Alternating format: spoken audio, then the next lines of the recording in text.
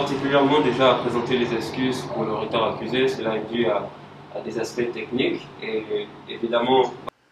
Nos États, dans le bassin du Congo, ont fait des efforts de conservation énormes. Ces efforts de conservation, en contrepartie, les 100 millions de dollars promis chaque année n'arrivent pas.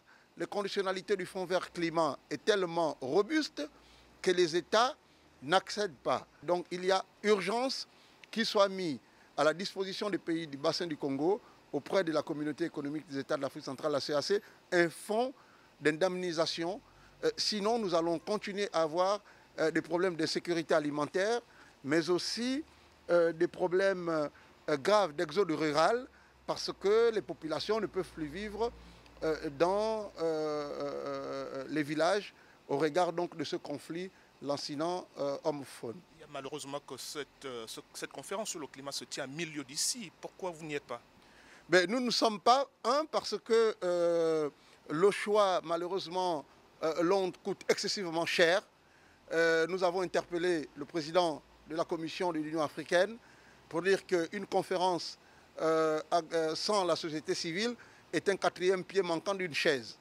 Et donc, nous pensons que la communauté internationale, qui n'a pas voulu répondre à ses engagements vis-à-vis des pays du Nord, se sont arrangés à choisir une destination où il y aurait moins de pression de la société civile pour faire respecter leurs engagements.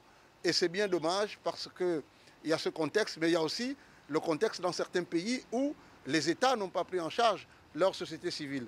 C'est l'occasion pour moi, en tant que président de ROCEVAC, de lancer un appel à nos chefs d'État, de dire qu'il est temps de prendre en compte leur société civile pour éviter que certains États du Nord les récupèrent et les manipulent.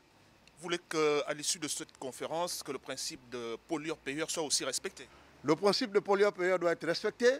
La réouverture des négociations sur le plus plancher carbone, parce qu'il y a une injustice climatique quand la Banque mondiale appuie des projets tels que le RED+, avec des taux de 5 à 10 dollars le prix du carbone, alors qu'en Europe, il est entre 60 et 70 dollars.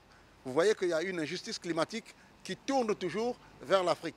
Et les prédictions qui sont présentées montrent que nous allons avoir des problèmes importants si les stratégies de mise en œuvre ne sont pas appliquées.